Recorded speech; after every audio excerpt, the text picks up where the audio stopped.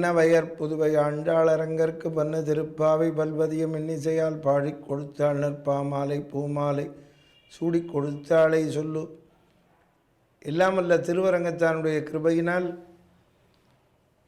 நாம் இந்த திருப்பாவையை அனுபவித்து கொண்டிருக்கிறோம். இன்று 6வது பாசுரம். இதை பார்த்து கொண்டிருக்கின்ற சாயி டிவி பக்த கோடிகளுக்கு வந்தனம் தெரிவித்து தொடருகிறேன்.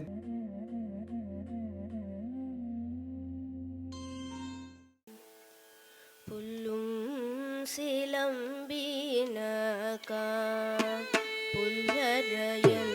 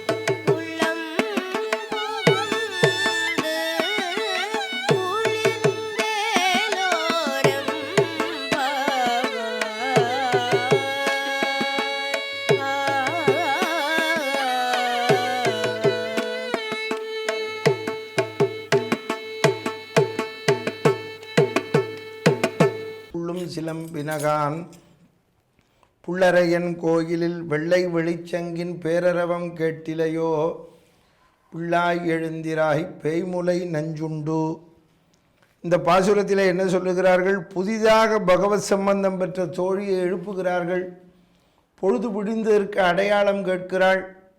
புல்லும் சிலம்பினகான் புல்லரையன் கோவில். புல்லென்றால் பட்சி. பட்சிகளெல்லாம் கிளம்பி விட்டது இறை தேடுவதற்கு.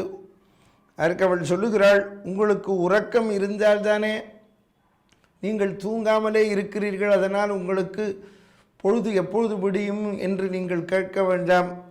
புல்லரையன் கோவிலில் பட்சிகளுக்கும் உறக்கம் உண்டோ? நீங்களும் உறங்காதவர்கள், பட்சிகளும் உறங்காதது. கருடன் அந்த பெரிய திருவடியானவர் இல்லை என்றால் பெருமாள் இல்லை, லக்ஷ்மணன் பக்கத்திலே இல்லை என்றால் ராமன் இல்லை, பலராமன் இல்லை என்றால் கிருஷ்ணன் இல்லை. அதை போல புல்லரையன் கோவிலில் வெள்ளை வெளிச்சங்கின் பேரரவம் கேட்டிலையோ. சங்கநாதம் செய்து விட்டார்கள் எல்லா கோயிலிலும். புள்ளாய் எழுந்திராய். பகவத் விஷயத்திலே ஈடுபடக்கூடியவள் புள்ளாய் என்கிறார்கள். குழந்தையே என்றும் சொல்லலாம், சின்னவளே என்றும் சொல்லலாம். புள்ளாய் எழுந்திராய் பேய்முலை நஞ்சுண்டு. உனக்கு சப்தம் கேட்கலையா? இந்த கிருஷ்ணனுக்கு ஆபத்து வந்து விட்டதே, அந்த பூதனையை வந்தாள், பாலை கொடுப்பது போல் கொடுத்தாள். கிருஷ்ணன் அவள் உயிரை குடித்தான். இது உன் காதிலே விழவில்லையா? பேய்முலை நஞ்சுண்டு. எவ்வளோ பெரிய சப்தம் கேட்டது! பேராபத்தை கேட்டிலையோ நீ? அந்த கிருஷ்ணனுக்கு வந்த பேராபத்து உன் காதிலே விழவில்லையா? பேய்முலை நஞ்சுண்டு கள்ளச்சகடம், மாயச்சகடம் உதைத்து. மாயச்சகடம், மாயமாக வந்தான் சகடாசுரன். அவன் பேர் என்ன தெரியாது, சகடம்னா சக்கரம். அந்த வண்டி சக்கரத்திலே வந்தான். கள்ளச்சகடம் கலக்கழிய காலோச்சி. அந்த அவனை மாயச்சகடத்தை உதைத்தது பின்னாலும் சொல்லுகிறார்கள். ஆமாம், போற்றியை பாடும்போது அன்றி உலகம் அளந்தாய் அடி போற்றி என்று சொல்லுகின்ற பொழுதும் இதை சொல்ல இருக்கிறார்கள். அதைத்தான் இங்கே சொல்லுகிறாள் தாயார். மாயச்சகடத்தை கள்ளச்சகடத்தை உதைத்தானே. இந்த ராட்சசியாவது உருவத்தை தாங்கி வந்தால் கண்டுபிடிக்கலாம். அந்த சக்கரத்திலே எப்படி இருக்கிறது? அதுதான் இந்த காலத்திலே சக்கரம் தனியாக இருக்கிறது, வண்டியோடு இல்லை. வண்டியோடு இருந்தாலும் கண்டுபிடிக்க முடியாது. வண்டி போகும்பொழுது அவன் இடைஞ்சல் செய்வான். அதைத்தான் இந்த காலத்திலே காவல்துறையிலே சொல்லுகிறார்கள். தனியாக ஒரு பொருள் கிடந்தால் தொடாதீர்கள் என்கிறார்களே.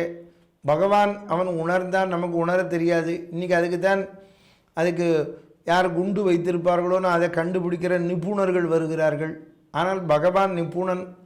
அவனுடைய பேரறிவு பேராற்றலை நாம் சொல்ல வேண்டுமா? அதைத்தான் இங்கு சொல்லுகிறார்கள். கள்ளச்சகடம், வண்டியானது கட்ட அழிக்கக்கூடியது. திருவடியால் உதைத்தவன் முலைவரவு தாழ்த்தற்கென்று மூறி நிமிர்ந்த திருவடிகள் பற்று முறிந்தது. அவனுடைய திருவடியாலே பட்டு அந்த சக்கரம் உடைக்கப்பட்டு அதிலிருந்த ராட்சசன் கொல்லப்பட்டான். கள்ளச்சகடம் வெள்ளத்தரவில் துயிலமர்ந்த வித்தினை. இந்த உலகத்திற்கே வித்தாக இருப்பவன். வாமனாவதாரம் எடுத்து வந்த பெருமாளை கம்பநாட்டாழ்வார் சொன்னான். ஓர் ஆலமர் வித்தன அரும் குரலானான். அரும் குரலாக வந்தவன் வித்து என்றான். இந்த உலகத்திலே எல்லாவற்றிற்கும் வித்தாக இருப்பவன். வெள்ளத்தரவில் துயிலமர்ந்த வித்தினை. வித்து என்பதற்கு என்ன சொல்லுகிறார்கள்? இந்த உலகத்திலே அவன் தோற்றுவித்த வேதம், அவனாலே தோற்றுவிக்கப்பட்டது. ஜெகத் பூரண காரணன் என்பது பொருள். காரணபூத்தன் அவன்தான். இந்த உலகத்தையே படைத்து காத்து ரட்சிக்கின்ற பரமாத்மா. வித்தின்றி விளைவதில்லை. நான் கம்பநாட்டாழ்வார் பிரகலாத சரித்திரத்திலே. இந்த உலகத்திலே எதுவுமே வித்து இல்லாமல் நடக்காது. ஆமாம், விதை. ஆனால் நாம் தான் எல்லாத்தையும் விற்று விடுவோம், எதையுமே வைத்து கொள்ள மாட்டோம். அது விற்பது என்பது வேறு, இது வித்து ஆதாரமாக இருப்பது. விதை என்றால் என்ன? ஆதாரமாக இருப்பது. அதைத்தான் சொல்லுகிறார்கள். வெள்ளத்தரவில் துயிலமர்ந்த வித்தினை உள்ளத்து கொண்டு முனிவர்களும் யோகிகளும் மெல்ல எழுந்து அரியென்ற பேரரவம் உள்ளம் புகுந்து குளிந்தேலோர். உள்ளத்து கொண்டு முனிவர்களும் யோகிகளும் யாரை? அந்த பார்க்கடலிலே பள்ளி கொண்டவனை பற்றி உள்ளத்து கொண்டு முனிவர்களும் யோகிகளும் மெல்ல எழுந்து அரியென்ற பேரரவம். உள்ளத்திலே இருந்தால்தான் நமக்கு நாவிலே வரும். தூயோமாய் வந்து நாம் தூமலர் தூபி தொழுது என்று ஏற்கனவே சொன்னார்கள், பின்னாலும் சொல்ல இருக்கிறார்கள். அதைத்தான் இங்கே இப்பொழுது சொல்லுகிறார்கள். மெல்ல எழுத்து அரியென்ற பேரரவம். படுக்கையிலேருந்து எழுந்திருக்கிற போது மெதுவாக எழுந்திருக்கணும். இந்த திருப்பாவை இருக்கே விஞ்ஞானத்தோடு இணைந்தது. மெதுவாக எழுந்திருக்க வேண்டும் என்று சொல்லுகிறார்கள். சில பேர் பார்த்தேன்னா படுக்கிற போது தலையாணி மேலே தடால்னு தலையை போடுவான். இல்லைன்னா எழுந்திருக்கிற போது சட்டக்குன்னு எழுந்திருக்கணும். சுறுசுறுப்பு வேண்டும், ஆனால் படபடப்பு கூடாது. சுறுசுறுப்பாக எழுந்திருக்கணும், நாமளே விழுந்துடக்கூடாது. அதனால் மெல்ல எழுந்திருந்து உட்கார்ந்து சாத்திரம் என்ன சொல்கிறது தெரிஞ்சுக்கணும். நீங்கள் பல் தேய்க்க வேண்டாம், ஒன்றும் செய்ய வேண்டாம். கஜேந்திர ஆழ்வானை ரட்சித்தவுடனே கஜராஜனே உனக்கு என்ன வேண்டும் என்றான். எல்லோரும் மெதுவாக எழுந்திருந்து உன் நாமாவை சொன்னால் போரும். கஜேந்திர வரதா, யானை காத்தவனே என்று சொல்லி 7 முறை ஹரி ஹரி என்று சொல்ல வேண்டும். சுவாமி வேதாந்த தேசிகரும் சொல்லுகிறார். ஹரி ஹரி ஹரி ஹரி ஹரி ஹரி. 7வது ஹரி எப்படி சொல்ல வேண்டும்? வாசுதேவ ஹரி என்று பக்கத்தாத்துக்காரனையும் எழுப்பி விட்டுறணும். அப்படி சொல்ல வேணும். மெல்ல எழுந்து ஹரி என்ற பேரரவம் அடியார்கள் எல்லாரும் சொல்லி இருக்கிறார்களே, உள்ளம் புகுந்து குளிந்தேலோர் ஹரி என்ற பேரரவம். ஹரி ஹரதி பாப்பானி. ஹரி என்றால் நம்முடைய பாபத்தை போக்கக்கூடியது. ஹரின்னு சொல்லு. நீங்கள் படுக்கையில் உட்காந்து சொன்னாலும், குளிக்கிற போது சொன்னாலும் சரி, எப்படி சொன்னாலும் சரி, நின்றுட்டு சொன்னாலும் சரி, எப்படி சொன்னாலும் ஏற்றுக்கிறான். அதனால தான் படுக்கையிலேருந்து எந்திருக்கிற போதே சொல்லணும். காலையில் நம்ம என்ன நாமாவை சொல்கிறோமோ அதுதான் நம்ம சொல்லிகிட்டே இருப்போம். அதுக்கு தான் ஹரி ஹரி ஹரி சொல்லிக்கொண்டே இருக்க வேணும். ஹரி என்ற பேரரவம். ஹரி எப்படி ஹரி நம்மை காப்பாற்றுவான் அதைத்தான் சொல்லுகிறார்கள். இந்த விளக்கு இருக்க, நம்ம நல்ல 1000 ரூபாய்க்கு விளக்கு வாங்குகிறோம். அந்த 1000 ரூபாய்க்கு நாம் விளக்கு வாங்குகிற போது அந்த விளக்கை வாங்கி அதில் எண்ணெயை விட்டு நல்லா அதில் திரிய வச்சு அந்த விளக்கை ஏற்றுறோம். ஹரிர் ஹரதி பாபானி துஷ்ட சித்ரைவி சம்ருதா அனிஷ்யாபி சம்ஸ்பிருஷ்டோ ஜகத் ஏவகி பாவகா. அந்த விளக்கை ஏற்றி வைக்கிறோம், ஜுவாலை எரியறது நமக்கு தேவையாக இருக்குது. அதுலேருந்து ஒரு கற்பூரத்தை எடுத்து பொருத்துறோம். அந்த கற்பூரத்தை அப்படி பொருத்துகிற போது அதுலேருந்து நமக்கு என்ன ஆகுது? அந்த கற்பூரத்தை எடுத்து பொருத்துகிற போது இந்த விரல் சுட்டுடுறது. சுட்ட உடனே நாம் என்ன பண்ணுறோம்? எரியிடுது. அப்போ உடனே விளக்க கோவிச்சிக்க முடியுமோ? நான் தானே ஒன்று 1000 ரூபாய்க்கு வாங்கினேன், இப்படி என்னை சுடலாமான்னு கேட்க முடியுமோ? இல்லை. நான் தெரியாமல் தொட்டுட்டேன்னு சொல்ல முடியுமோ? விளக்குக்கிட்ட தெரியாமல் தொட்டாலும் அது சுடும், தெரிஞ்சு தொட்டாலும் சுடும். அது மாதிரி நீ தெரிஞ்சு சொன்னாலும் தெரியாமல் சொன்னாலும் ஹரி அப்படின்னா அவன் சரின்னு ஏற்றுக்கிறான். எப்படி சொன்னாலும் ஹரிர் ஹரதி பாப்பானி. இந்த நம்முடைய பாபத்தை போக்கக்கூடிய நாமா, அதைத்தான் சொல்லுகிறார்கள்.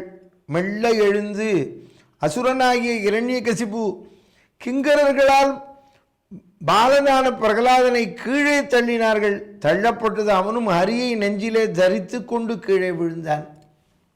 அந்த கிங்கரெல்லாம் என்ன பண்ணான்? பிரகலாத ஆழ்வான தூக்கி போட்டான் கீழே. அப்படி தலை குப்புற விசிறினார்கள். ஹரி ஹரி ஹரி என்று கீழே விழுந்தான். அப்போது ஜெகன்மாதா மலர் படுக்கையில் வந்து அரவணைச்சா. அப்போது பாடசாலை குழந்தைகள்லாம் கேட்டார்கள், நாம் ஆண் மக்கள் தலைக்கு மேலே கையை வச்சுக்கிண்டு ஹரி ஹரி என்று சொல்ல வேண்டும் என்று சொன்னாயே, நீ ஏன் இப்படி பிடித்து கொண்டு கீழே விழுந்தாய் என்றார்கள். அதற்கு அவன் பிரகலாத ஆழ்வார் சாதித்தார், என்னை அவர்கள் தலைகீழே கவிழ்த்து போட்டார்கள், அடியனுடைய இதயத்திலே இருக்கின்ற ஹரிக்கு அடிபட்டு விடுமே என்று பிடித்தேன் என்றான். அந்த பக்தி வேண்டும். அதைத்தான் சொல்லுகிறார்கள். உள்ளத்து கொண்டு முனிவர்களும் யோகிகளும் மெல்ல எழுந்து, நம்முடைய இதயத்திலே பகவான் இருக்கிறான், ஹரி இருக்கிறான். அந்த ஹரியை நாம் பற்றி கொள்ள வேண்டும். ஏனென்றால் அதனால் தான் நம்முடைய இதய மென்மையானது.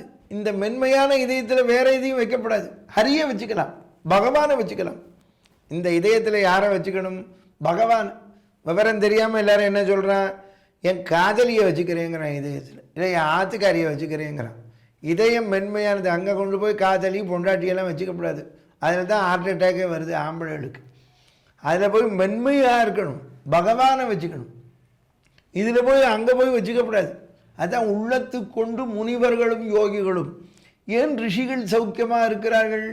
ஹரியின் நாமாவை சொல்வதனால் ரிஷிகள் சௌக்கியமாக இருக்கிறார்கள். உள்ளத்து கொண்டு முனிவர்களும் யோகிகளும் மெல்ல எழுந்து ஹரி என்ற பேரரவம்.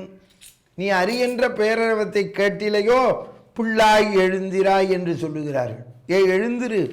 உள்ளத்து கொண்டு முனிவர்களும் யோகிகளும் மெல்ல எழுந்து ஹரி என்ற பேரரவம். உள்ளம் புகுந்து குளிந்தேலோர் எம்பாவாய். உள்ளத்து கொண்டு முனிவர்களும் யோகிகளும் அப்படி அன்வயப்படுத்தணும். உள்ளம் புகுந்து குளிர்ந்து. நமக்கு எது குளுமையை கொடுக்கும்? நம்முடைய ஹிருதயத்தை சாப்பியத்தோ முகம் கவிழ்ந்த தாமரை முட்டு என்கிறது வேதம். தாமரை முட்டு போல் கவிழ்ந்திருக்கிறது.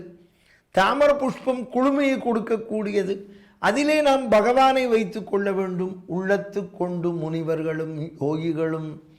உள்ளத்திலே எதை வைத்ததினாலே நாம் உள்ளம் புகுந்து குளிந்தேலோர். குளுமை, ஹிருதயம் குளுமையாக இருக்க வேண்டும். அதுதான் புறந்தூய்மை நீரால் அமையும், அகந்தூய்மை வாய்மையால் காணப்படும். வாய்மை என்றாலே என்ன பொருள்? நாராயணன்.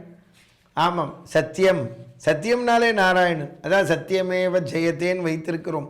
வாய்மையே வெல்லும் என்று சொல்லுகிறோமே. உள்ளம் புகுந்து குளிந்தோர் படுக்கையின் கீழே வெள்ளம் புகுந்தார் போல் திருநாமம் செவி வழியே புகுந்து நெஞ்சை குளிரச் செய்கிறது. நமக்கு இந்த செவியை வைத்திருக்கிறான் பகவான். இந்த காது வழியே அந்த நாமா உள்ளே புகுந்து குளுமையை கொடுக்குமா. காது வழியே, காதிலே புகுத்தணும். இப்போ பாருங்கள், மருத்துவத்தில் கண்டுபிடித்தார்கள் என்கிறார்களே, இன்ஜெக்ட் செய்கிறார்கள். ஆம், ஊசியிலே செலுத்துகிறார்கள் மருந்தை. அந்த இதில் ஒரு ஆச்சரியமாக ஒரு பையன் கேட்கிறான், ஒரு மருந்து ஒருத்தனுக்கு கால் வலிக்கிறது, கை வலிக்கிறது, இல்லை ஒருத்தனுக்கு தலை வலிக்கிறது, என்னவோ செய்கிறது. உடலிலே ஏதோ ஒரு உறுப்பில் நமக்கு அவஸ்தை இருக்குது. மருந்து ஊசி செலுத்துகிறார்கள், கையிலே ஊசியை போடுகிறார்கள், அது இரத்தத்திலே கலக்கிறது. அந்த மருந்து இரத்தத்திலே கலக்கிறது.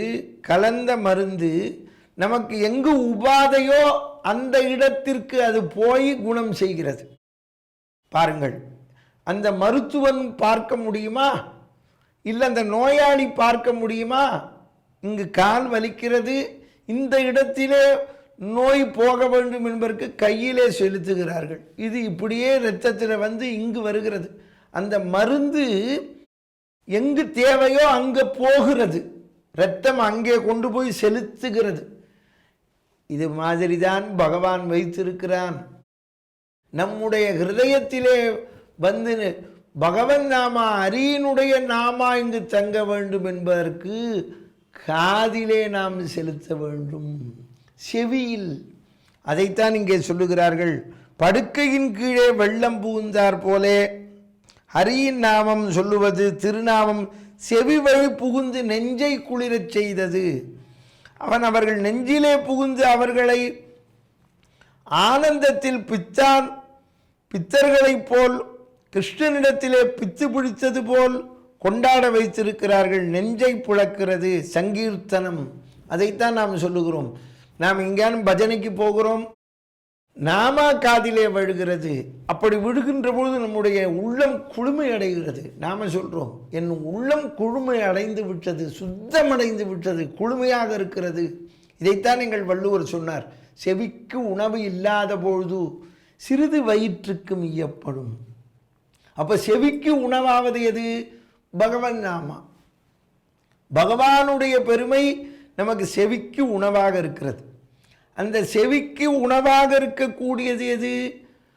அந்த திருநாமா. இந்த திருநாமாவை நாம் காதால் கேட்க வேண்டும். இதில் இன்னொன்று தெரிஞ்சுக்கணும், பகவத் விஷயத்தில் இந்த காதுக்கு என்ன திறப்புனா, இருந்து பற்றும் கருவி.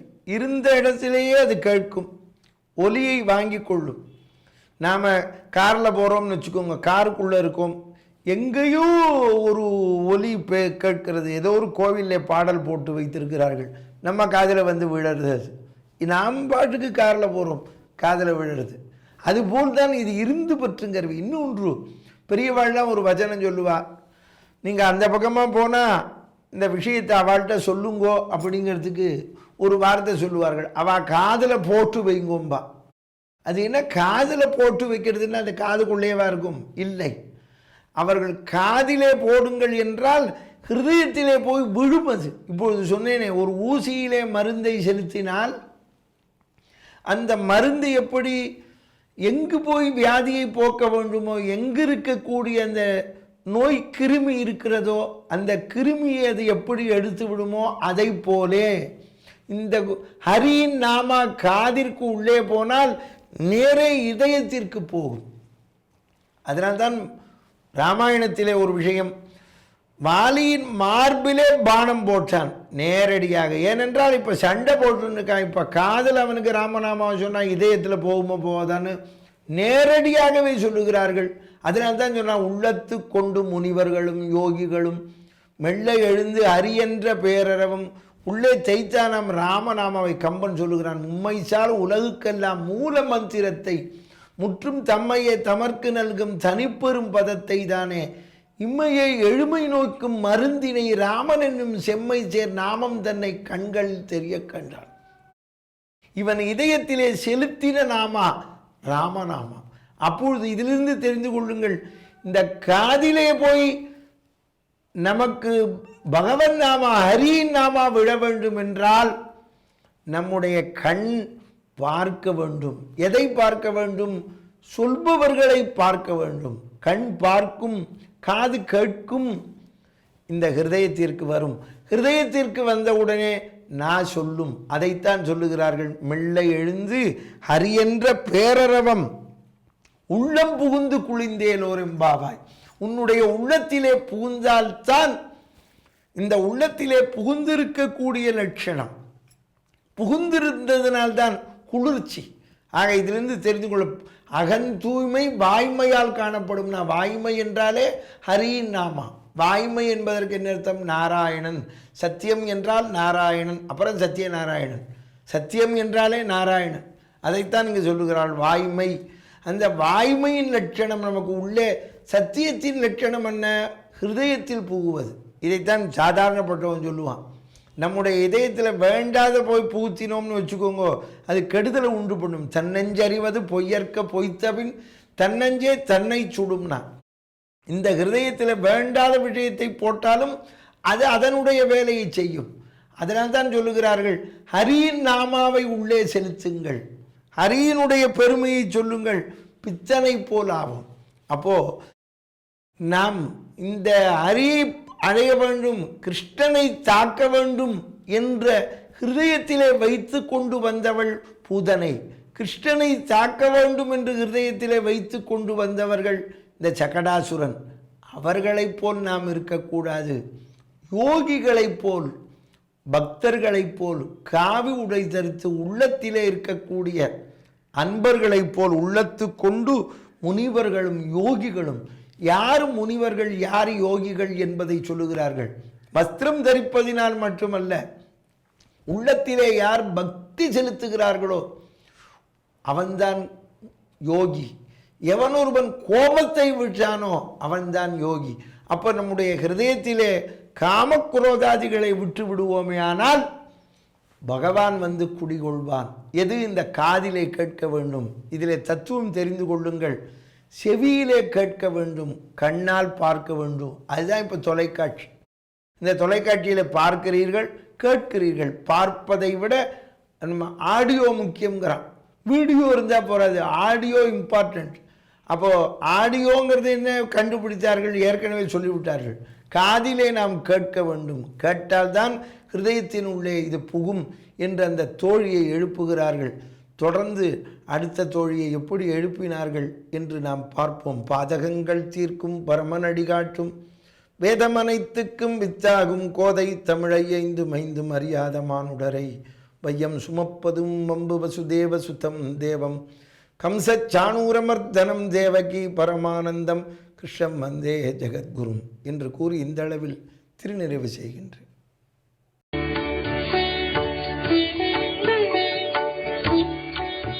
தமிழில் முதல் பக்தி சேனல் சாய் டிவி.